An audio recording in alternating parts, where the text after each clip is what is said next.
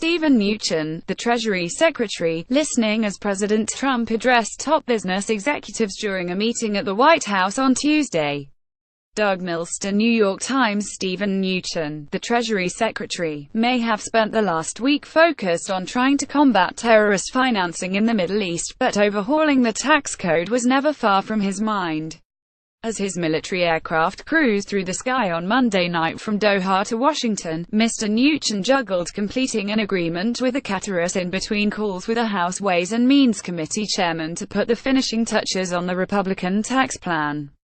In a brief interview, he also shared his latest thinking on the status of the tax overhaul, financial regulation and life in the spotlight. "It's a big week, and I've been on the phone multiple times a day, sometimes in the middle of the night," Mr. Mnuchin said of his discussions on the tax plan while traveling in Saudi Arabia, Israel, the United Arab Emirates and Qatar. "We're almost there." Here are some highlights from the interview. On critics who say Republican tax cuts are for the rich, Mr. Mnuchin dismissed criticism that the Republican tax plan was for the rich, insisting that the bill would ultimately benefit the middle class the most. He contended that the tax models used by the Joint Committee on Taxation should not be the only ones to assess the plan, and he said he sided with economists who believe that cuts to corporate taxes would benefit workers more than shareholders. "When you do distribution tables, you take a bunch of things like the corporate tax and you distribute them out," Mr. Mnuchin said, explaining that the lower rate for businesses should be viewed in conjunction with lower individual tax rates.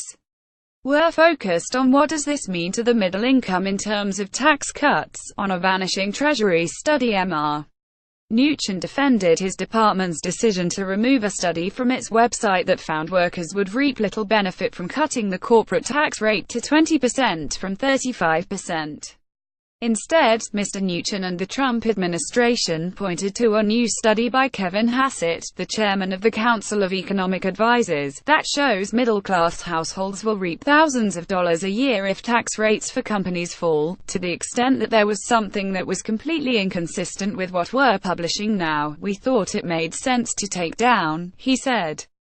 "We didn't hide the fact that we took it off. What about the deficit?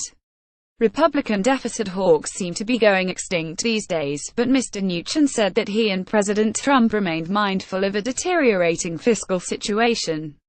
To sell tax cuts that will reduce revenue by $1.5 trillion over a decade, Mr. Mnuchin is sticking to the view that economic growth from the cuts will be an elixir. "I think the president is very concerned, as we've said all along, about the debt going from $10 trillion to $20 trillion, Mr. Mnuchin said, referring to estimates by the Congressional Budget Office about the debt trajectory over the next decade.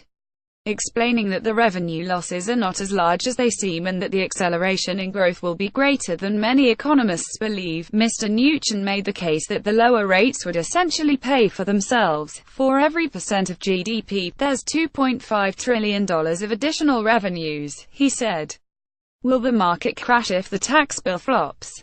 Mr. Mnuchin came under fire in recent weeks after reports that he was threatening lawmakers that financial markets would tank if the tax bill faltered.